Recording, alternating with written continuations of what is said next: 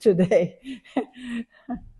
I don't know. In the morning, usually when we read from the scriptures, we always chant the Sanskrit verses. So we chanted, and the idea that Prabhupada initially had to teach his students to chant the verses was that we should actually be able to learn the Sanskrit. So that's a very high, high bar, a high.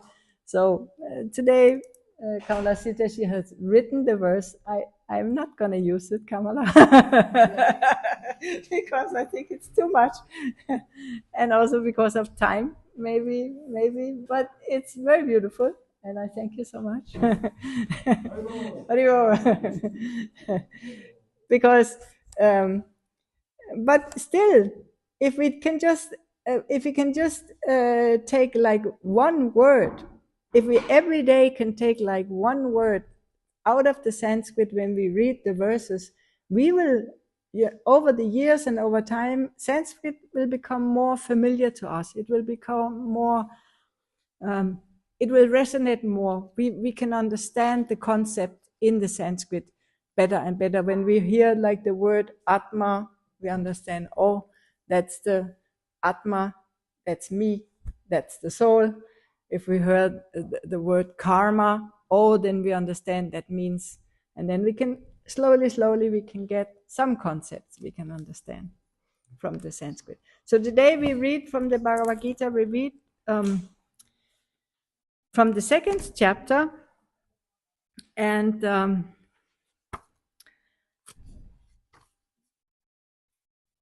the chapter is called Content of the Bhagavad Gita Summarized.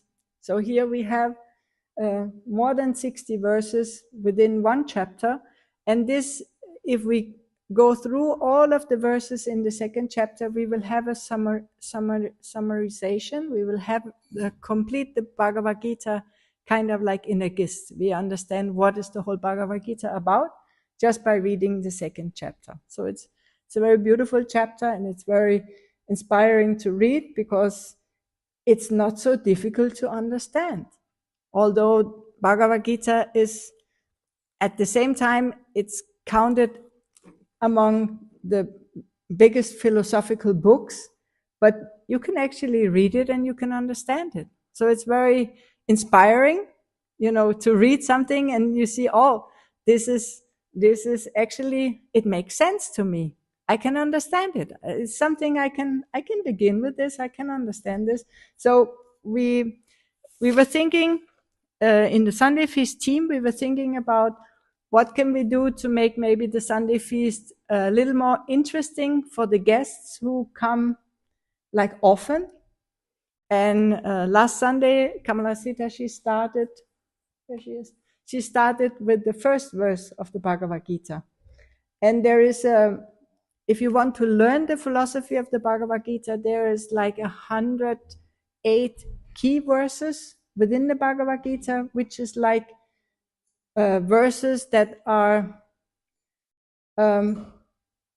maybe can bring the whole Bhagavad Gita together for you in a maybe a little more easy way to understand. So these key verses, they have great importance in the Bhagavad Gita, and she started with the first verse, and we have just decided we are going to go through every Sunday. We will take the next key verse and then the next key verse, so that you can have, if you come often, you will get like a build up of the Bhagavad Gita, how it's struck together through these key verses.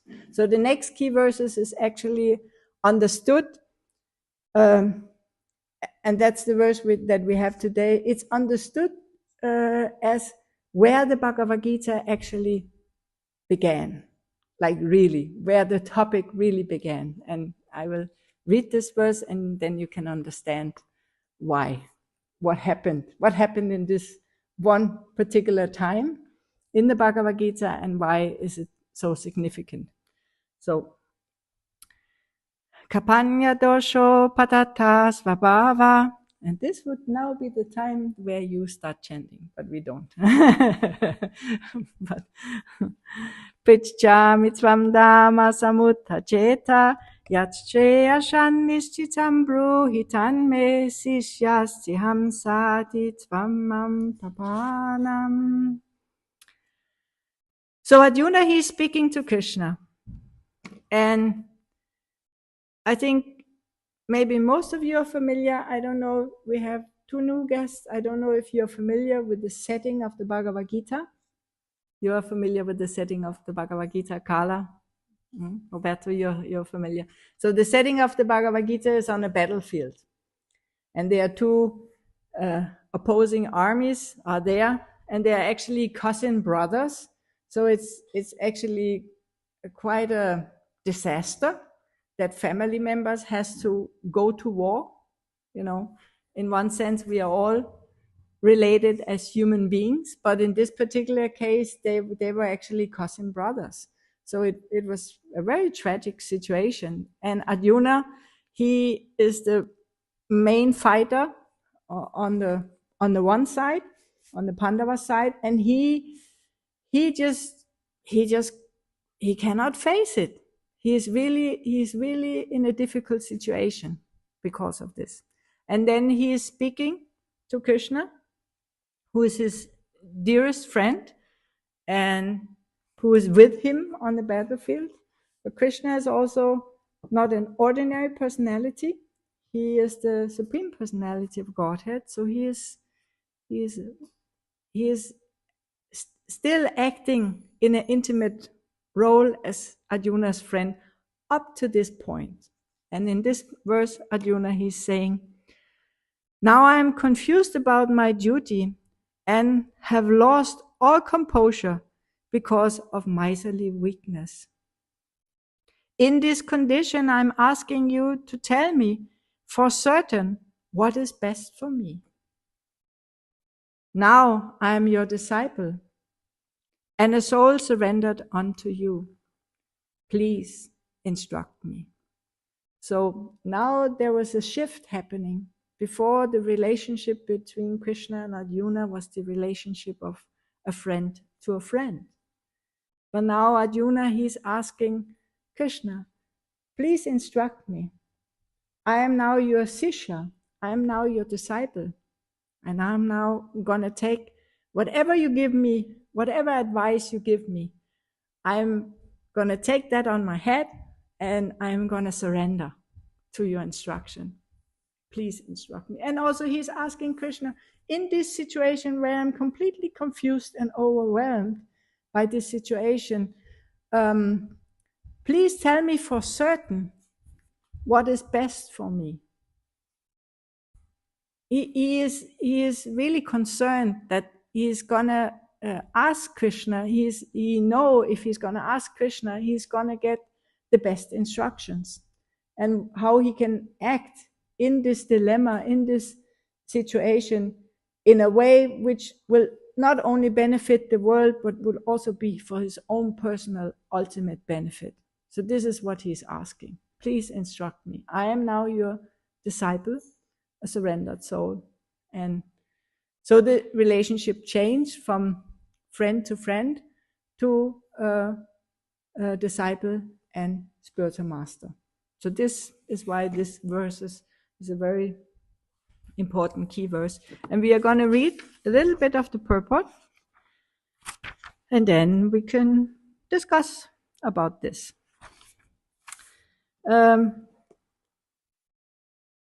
By nature's own way, the complete system of material activities is a source of perplexity for everyone. So, Srila Prabhupada is including all of us. We are all in a perplexed situation. We are all confused. We all don't know what this everything is about. In every step, there is perplexities, and therefore it behooves one to approach a bona fide spiritual master who can give proper guidance for the execution of the purpose of life. All Vedic literatures advise us to approach a bona fide spiritual master to get free from the perplexities of life, which happens without our desire. So this is a very interesting point, because nobody wants to be in difficult situation. Everybody wants to kind of like arrange their life in such a way that everything is easy going. And even without our planning, even without our wanting that it's like that, we are going to have difficult situations. There will be perplexities in life. There will be difficult situations. There may be even things we have no idea how to solve. So Srila Prabhupada is talking, it's not the perplexities of life maybe which are like of a common nature. For that you don't need a spiritual master. So he's speaking in this, he's making the point for the real perplexities of life, the real difficulties of life. That's birth, death, disease, and old age. And these are all four things, they are coming upon us whether we want it or not.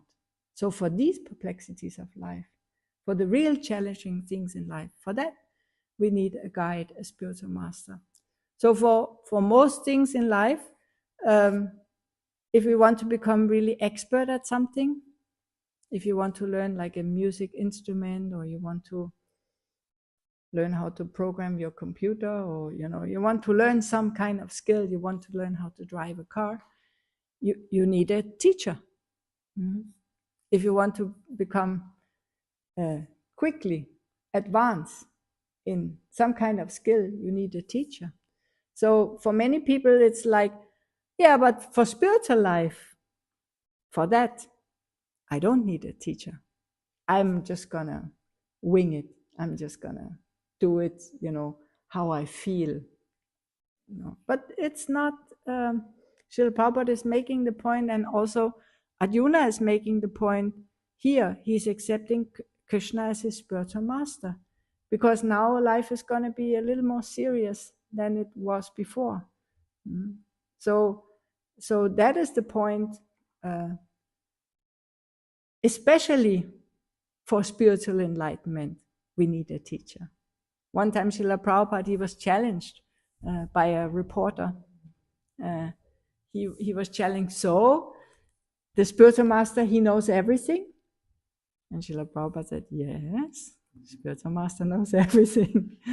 And the reporter was challenging him, and he was saying, so how many windows are there in the Empire State Building? The Empire State Building is it's a huge building in New York, which has lots of windows. So the reporter, he was really thinking, I got you. You are not going to know how many windows are there in the Empire State Building. And Srila Prabhupada, because he's a genuine spiritual master, his answer was very clear. He said, how many drops of water are there in a mirage? So it doesn't have any importance how many windows are there in the Empire State Building. For your ultimate realization of higher spiritual topic, it's not of importance. How many drops of water is there in a mirage? Mirage is an illusion. So who cares how many drops of water? There's no drops of water. It doesn't matter how many windows are there in the Empire State Building. It's much more important to know what happened at the point of death. What's going to be your next destination? How are you going to develop your spiritual potency? How are you going to realize who you are? That's important. And for that, the spiritual master, there he will know all the answers. So I think I find a little more.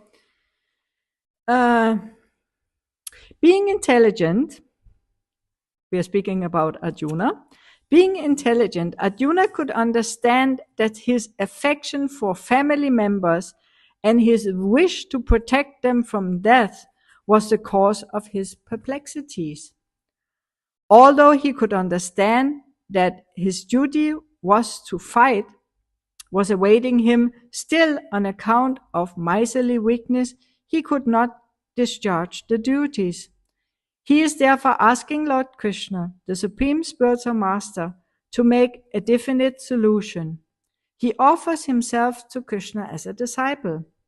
He wants to stop friendly talks. Talks between master and the disciples are serious, and now Arjuna wants to talk very seriously before the recognized spiritual master. Krishna is therefore the original spiritual master in the science of Bhagavad Gita, and Arjuna is the first disciple for understanding the Gita. How Arjuna understands the Bhagavad Gita is stated in the Gita itself. So this was just some small parts of the purports. There are more interesting things in the purports. You can go back and read the rest of the purport. But the idea here is that Arjuna, he really wants to know how to act in a proper way. And he is becoming, he knows that if he's just following his own emotion, then his judgment is not going to be helping him, because he will just be all emotional about all his family members, he has on the other side, he has teachers, he has uncles, it's a very difficult situation, and he wants to not be caught up in the material understanding. He want to have a much broader vision of how to act, and therefore he is asking Krishna how to act. And he will hold the whole power. What Srila Prabhupada is saying, Arjuna, he's like the first student, the first disciple, and Krishna, he is the first spiritual master. And the way Arjuna, he is being taught, he's every step, he's moved through the whole Bhagavad Gita. In every step, he's learning new realizations. He's coming to new realizations. And almost in the end, Krishna, he's saying to Arjuna, now I have taught you everything. And now you can decide what to do. So he's leaving Arjuna in the end also with the free will. He is teaching him so many points. And what Srila Prabhupada is saying in this purport, that Arjuna, he is the example of how actually to understand the Bhagavad Gita. And in the end, Arjuna, he surrenders. He's acting out of pure transcendental duty. In the end of the Bhagavad Gita, we can understand how, and this is actually the way to understand the Bhagavad Gita. And Arjuna, he's the example. And when we read it, we can, even if we don't have maybe deep faith, we can just still read it, the Bhagavad Gita, in that mood. And it will help us very much when we read. So this time of the year, there's always the last end of the year, there's always one day where the Bhagavad Gita was actually spoken. And that day is called Gita Jayanti. So on that day, since more than 15 years, I think, we always read the whole Bhagavad Gita in one day. We not all the purports, but we are reading all the verses. Also not the Sanskrit, because it would just take too long. It's 700 verses, but we read it. And this year, the Gita Jayanti festival, it's on a Monday, and it's on the 1st of December. And we will have, maybe starting at 4 o'clock in the afternoon, or maybe already at 3 o'clock, we will have that different devotees will choose their own chapter to read. They can also read, if they want to read in German, they can read in German. If they want to read in English, they can read in English, but we will gather together and we will read all the 18th chapter of the Bhagavad Gita. And all over the world, there will be a special, kind of like a special celebration and honor of Bhagavad Gita. And there are many, many temples, they have a special, that you actually, you take more than one Bhagavad Gita and you give them away to other people, to your family members, to your community, in some way or other. You make the Bhagavad Gita known. And if you don't want to do that yourself, you can also still sponsor Bhagavad Gitas. You can. We have like special price for this. We have anyway started to kind of like inspire devotees and guests and friends of Krishna to give Prabhupada's books to people. We actually have like a book room, which is like a small place with lots of books inside. And you can get Prabhupada's books for like a retail price, like the same price if you go out and distribute books like anybody else goes out and distribute books. So we have like but you cannot take just one, you have to take a stack. It's good. You have to take like a stack of books, but they're super nice price, and you can give them away for people. And especially now Christmas is coming, you want to give gifts to other people like that. And the Bhagavad Gita, the big Gita Jayanti festival we also have, and there for sure we always have stacks of Bhagavad Gita. And I think you got a Bhagavad Gita last time, because every person who sits and listen or also read a chapter or sits through the whole Gita Jayanti festival gets a Bhagavad Gita. So you have earned one Bhagavad Gita if you take part in that festival also. So maybe there is some questions or some comments. So anything said on this subject matter we can discuss? Yes, you mentioned Arjuna surrendered totally at the end of the Bhagavad Gita. But this verse is when he started to surrender. Yes. And so my point of view is sometimes devotees think, oh, I'm not totally surrendered, oh, I'm not a good devotee like this. What is your opinion about this? I think as long as you are in the shower, you will get clean at one point. You know, it's not expected that we can, you start the process and then you are already on the highest level. It's not expected. But if you keep, especially if you keep chanting and you keep coming together with devotees and you become like, you get a taste for these spiritual activities, then it's going to happen.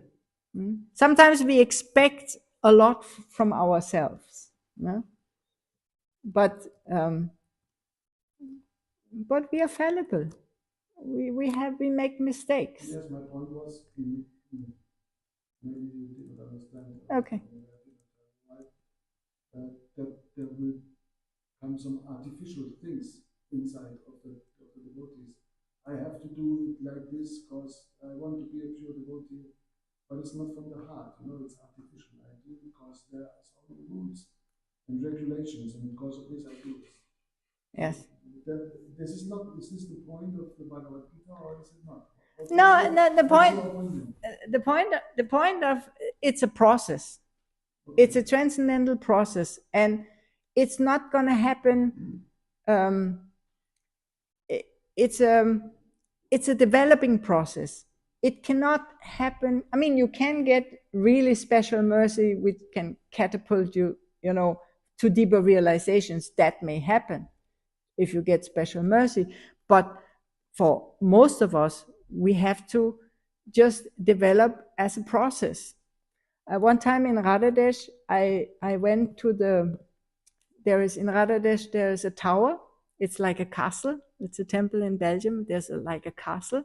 And I went up to the top of the castle, and there you see there's one tree there which has been there maybe, I don't know, 300 years or something. It's like a huge, huge, huge tree. And if you stand on the ground, you see the tree, it's big. But if you go up on the tower, and then you can see the whole crown of the tree, or the whole, how it looks from above. And it's just enormous. It's just, it's like it has come to completion. And my realization at looking at this tree was that didn't happen overnight. It took years and years and years and years of development to come to that stage of perfection. It's not going to happen overnight. It's something that naturally develops. So you stay in the process, and then naturally you will develop. So you can see this also in the question and answers of Krishna and Arjuna. Yes. Up and down. Yes, and Arjuna has also sometimes doubt, and sometimes Krishna has to say, he makes a statement, and then after the statement he says, "That's my opinion." So he's really like he is kind of like pushing his point, so that Arjuna can understand the importance of it. So there is this. I mean, if we study Bhagavad Gita, for sure, we will make tremendous spiritual advancement. It will help us so much. This is like ABC guide in spiritual life. What is the meaning of life guide? Everything is there. You just, I know we have a few people who maybe come from an Indian background. You may be very familiar with the Bhagavad Gita, but if you really today begin to study, you will see it has a completely different dimension. Which it's not your family, your cultural background. It goes so deep because it reaches your soul. So you can, and I think for every devotee, I mean, you are maybe here, I don't know, 25 years or something practicing Krishna consciousness. My husband more than 40 years. How long are you? 20. More 20 years. So we have devotees. Kamala also more than 20. No, so many, no, but many are for many years, and again, we begin the Bhagavad Gita from the beginning, again and again. Maybe once a year we begin the Bhagavad Gita from the beginning, maybe once every second year, and it's completely new. It's a completely new experience. It's really special. It's like a, you see, you see in nature, you see the trees are growing. So every year they have grown a little bit more. The blooming is the same, the leaves are coming out the same, but the tree has grown. So this is also what's happening when in our consciousness we develop. For every year we study the Bhagavad Gita, we will have completely new realizations. And actually, if you see the story of Krishna's life, he saved the son of his teacher, and his teacher was Sandipani Muni. He was so pleased with him that he blessed him. So Krishna got blessed, and his blessing was, whatever you speak will be always fresh. So this is in the Bhagavad Gita. You read the Bhagavad Gita, you will feel it again and again. It's fresh. It gives you all a new perspective, and it's very satisfying to not feel stuck, to feel that you actually develop. That's actually one of the human. We have some kind of basic needs, and one of the basic needs is we need to have like a purpose. It's like a basic need. And another basic need is that we need to have the feeling that we actually develop, that we're actually making progress. And if you read the Bhagavad Gita, you will feel, oh, I'm making progress. Yeah. So you feel inspired, you feel you're making progress. So now we will make a little more progress. We will get up and sing. And everybody, we have some small candles, and everybody can offer a small lamp to Shri Radha Madan Mohan. This actually are done during the Kartik. we had just had the month of Kartik, so 2 years ago in the Kartik, everybody was so happy to offer lamps. So we were thinking, oh, we will just keep offering lamps through the whole year for all the guests, that they can have the opportunity to offer a lamp. So this we just keep. Still, Kartik has come and gone, but we keep offering lamps and take the opportunity, and we will pack up a little bit and sing, and then at 3 o'clock we will serve a feast. Thank you. Hare Krishna. Hare Krishna. Shri Prabhupada ki Jai. Manjula-mani.